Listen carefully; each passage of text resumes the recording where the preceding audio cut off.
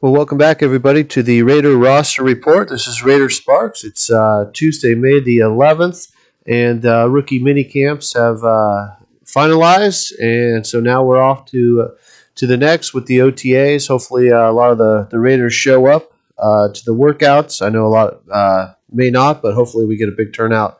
But anyways, we wanted to talk about the offense and the roster and some of the projections.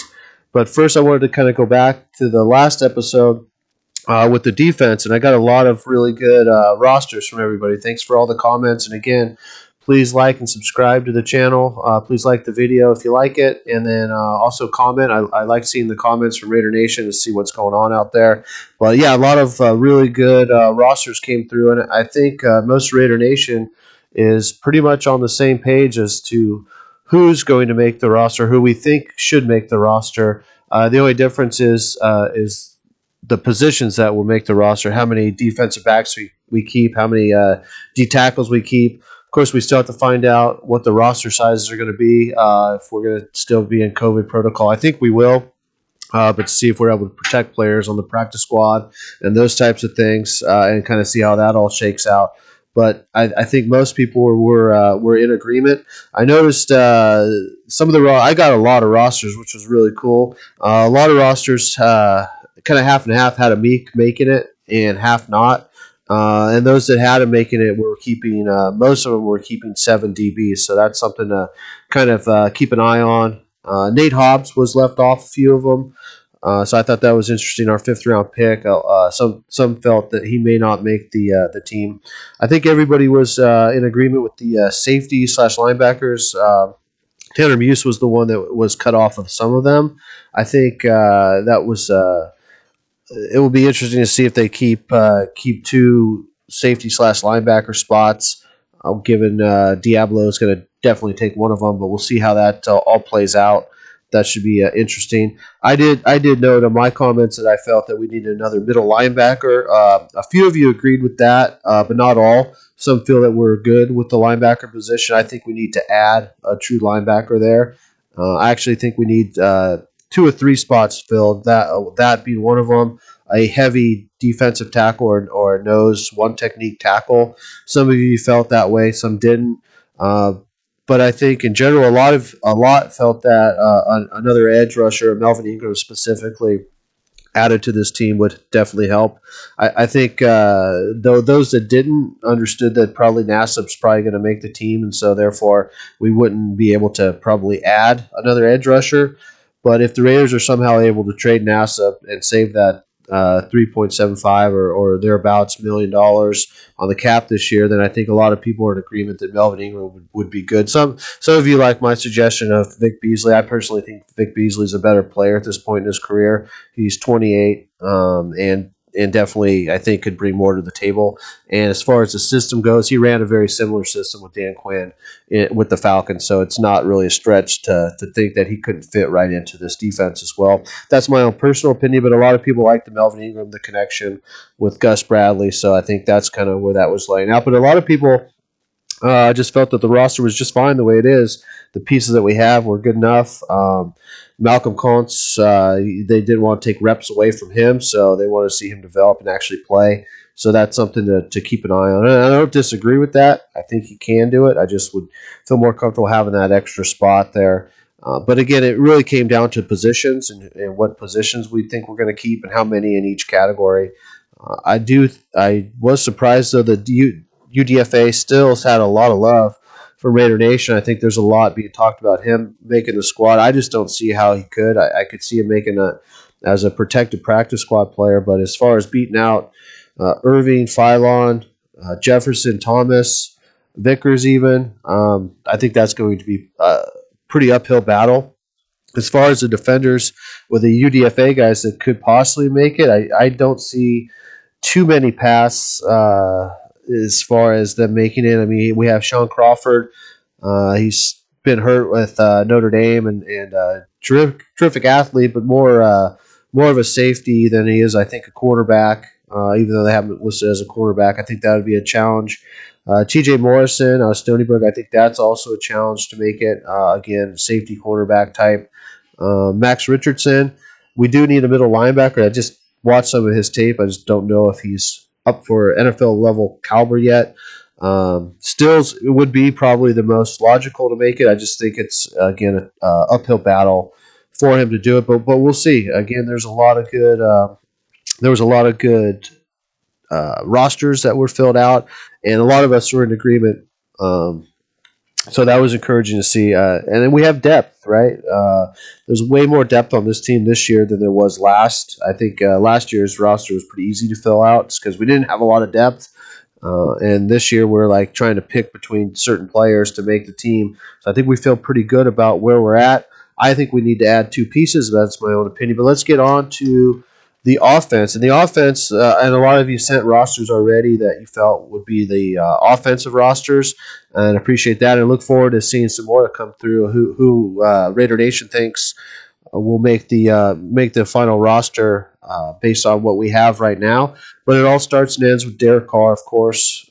We definitely need another big season from him. He's put up some good numbers in the last few seasons. We need that to continue this year, and then obviously with the help of the defense to get over the hump. But everybody was in agreement with the quarterback. Obviously, Carr, Mariota, Peterman. I think everybody's concluded that they're going to make the roster. They're all except for Carr.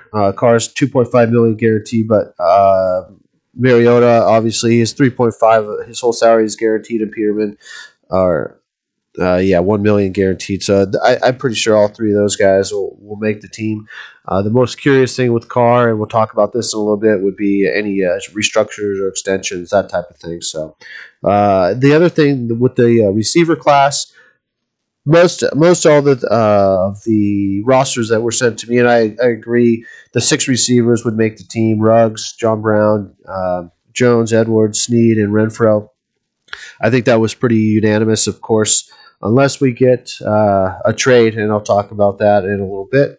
But as far as other guys to make the team, your Amons, Quins, Doss, I don't see that happening. In fact, those guys are going to have competition this year just to make the practice squad, because I think Stoner, UDFA, will definitely make our practice squad because he's brought in, in case Renfro gets hurt, which could easily happen.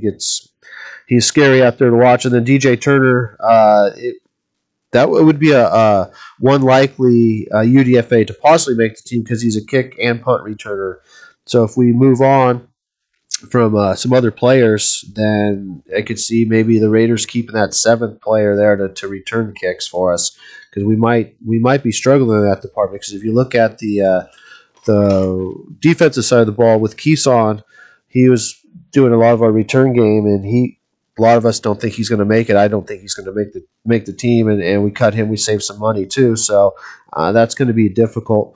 The one thing I didn't mention on the defensive side of the ball, there's not a lot of money to be saved as far as cutting guys. The only real savings we get is the Nassib. If we trade him after June 1st, it's going to be difficult. But a lot of the other guys, Irving, we would save $1 million. Muse like $400K. Isaiah about $700K. Lawson $750. So not like big time dollars, but there is some saving. Keeson would be about $800K in savings. So he's kind of up there as far as one of the guys. That's one of the reasons why I don't think he'll ultimately make the team. But if we look at the rest of the roster here, so I think everybody's somewhat in agreement with the receivers, pending any trades, that type of thing. The interesting thing with the tight ends, Waller, Morrow, and Carrier, so some had a 4th tight end, which I'm not past that. I think we actually broke camp with 4 last year, so that'll be interesting to see what happens there if we end with 4. I think the Raiders are definitely trying to maybe get Carrier out or to get a 4th, because they have Bushman, a UDFA. They have Bowers. They signed Williams. And they also brought in Chase Harrell, tight end with the 49ers practice squad last year for a tryout. So I think they're definitely looking for possibly a 3rd or 4th tight end. So that's something to keep an eye on. And as far as running backs, Jacobs and Drake, definitely. Richard, he's pretty much limited himself on social media or distanced himself from the Raiders. And if we move on, it's a savings of like $2 million up to $3.5 million, depending on which site you look at. So, but it's definitely a good savings on the salary cap, and it would help us get our draft class signed, because Casey Hayward still needs to be entered, so it puts us down around 4 or 5 million, and then our rookie class is going to be around 7 8 million. So we definitely have to cut somebody, and Richard would be a most likely scenario. And I think we have Theo Reddick as well, but also keep an eye out for the UDFA's. I think one of the two guys, Groshak or Regis, would be a likely candidate to make the roster. Regis, it sounds like he's had a pretty good mini camp from things that I've heard, so that's a possibility there. I like one of those guys to fill that role, even over Theo Reddick. I think it'd be nice to bring a young guy in that we could groom, just in case. And I've been wanting a big back on this team to kind of help offset Jacobs as well. Give him some more rest and let some other guy get some of the short yardage stuff for us if we need to. But definitely something to keep an eye on, and a UDFA guys that could possibly make it would be one of those guys. So that would be interesting. I see more possibilities of UDFA guys making the roster on the offensive side than I do the defensive side. Anyways, then we have Ingold as a fullback. We already went over the quarterbacks.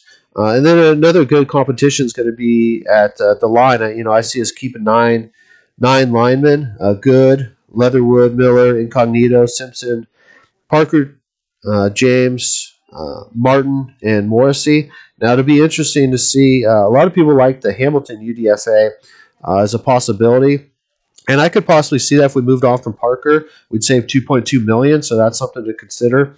I actually wouldn't want to see Parker go because he actually has been getting better every year, and swing tackle is really important. So I think that's something that the Raiders would have to seriously consider. I think he should stay. I have Morrissey making the team. I think he'll make it. Martin's another one that we could move on from. If Morrissey's actually really solid, I could see that happening. Martin, we'd save, I think, 1.25 million, I believe, or maybe just 1 million. Let's see. Yeah, 1.25 million would be our savings if we let him go. I think Marquis Harrow, who we just brought in, is promising.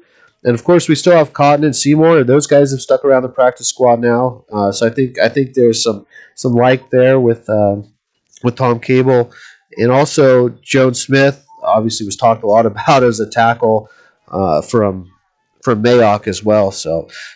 Interesting thing with Mayock, I mean, he put guys on blast the other day, especially on the defensive side of the ball. He's not joking around. I think the Raiders have a 2-year plan this year, next, because that would be there's been now 4 draft classes for Gruden and 3 for Mayock, and so one more draft class for each of them. And obviously, this year's I think playoffs or very close to the playoffs, and next year is definitely going to be a deep run in the playoffs for them to be safe in their jobs. I think we're in a 2-year window right now to win now, so that's kind of where we're at. So the line will be interesting, but it actually brings me to the next topic is Julio Jones, and I think why there's so much talk is because I think we are in a 2-year window to get him. It's not the player, the player is really good. He would make our team better. The problem is the money to bring on Julio Jones. So his cap hit, if we take him after the June 1st, is $15.3 million, and we don't have $15.3 million. The most likely thing would be Derek Carr to drive this trade, and it would be one of two things. It would be an extension, which we'd save about $15 million on the cap for 2021. And I don't know if the Raiders want to do the extension. If we're in a true 2-year window, you don't want to lock him in for longer if we need to win in the next 2 years. And I think that's kind of where we're at. Another possibility is to do a restructure, and according to over the cap restructure, we'd save about $9 million on the cap. So still not quite enough to bring Julio in, but there's some other options we have. We can still restructure Waller. We'd save about $3.6 million, and there's some other guys to possibly cut as well. Like I mentioned, Richard. But Richard cutting him is pretty much just getting our draft class signed because you still have Casey Hayward, his contract to enter, and then our draft class. And I think Richard kind of gets us right in the ballpark. I mean, we could move off from Carlson, save $3.3 million. I'm not sure we want to do that with our kicker, but that's something to consider. Parker's another one, $2.2 million, and Nick Martin, $1.25 million to save. So we don't have a ton of guys to move off from. Some guys we could move off from. I mean, obviously, yeah, I don't think we're going to move on from Renfro, but it'll be $800K. Riddick is a possibility, $800K. and Magnuson is probably most likely 900K. I don't see him making the team. So that's kind of the cuts we have. But to bring him on, that's a big financial. And the year 2022, Julio Jones is 11.5. Year 2023 is still 11.5, but there is an out, so it's only about half of that. So there is a after 2022 out. So if we're in a 2-year window, that could make some sense for bringing in Julio Jones. I think we'd have to get rid of one of our receivers. So most likely, I think Snead would. That would be tough to say. Snead or maybe Josh Brown. No, it's probably not Josh Brown. Probably be Snead at that point. We guaranteed Zay Jones his $2.5 million, and Snead's only at $987K. So I think that would be the most likely. And possibly Atlanta might want a receiver or a low cost receiver back to replace Jones or to replace Julio. So we'll see what happens there. That would be interesting, but I think the offense is way more set than the defense at this point. I like the pieces we have in house. Adding a number one receiver would be the one thing that I could see on this team. Other than that, I think the offense is pretty solid actually right now. I think most of it is on the defense, and actually for me, bringing in Julio Jones is more of a luxury. I'd rather see us if we're going to do those restructures and that type of thing. Use that money on the defensive side of the ball and bring in Melvin Ingram or Vic Beasley. Bringing in Avery Williamson at a middle linebacker spot, something like that. I think would be money better well spent. But I know Gruden, obviously, we've tried to get a number one receiver for quite some time. So anyways, that's about all I have on the offense. Please like, subscribe, share your comments, send me your rosters. Always good to see what Raider Nation's thinking. But I think the offense is looking really good. I think there's some UDFA guys that could possibly make the final roster as well, more so on the offense and the defensive side of the ball. And I think we have some cuts that will probably be coming up for the offense as far as some cap savings.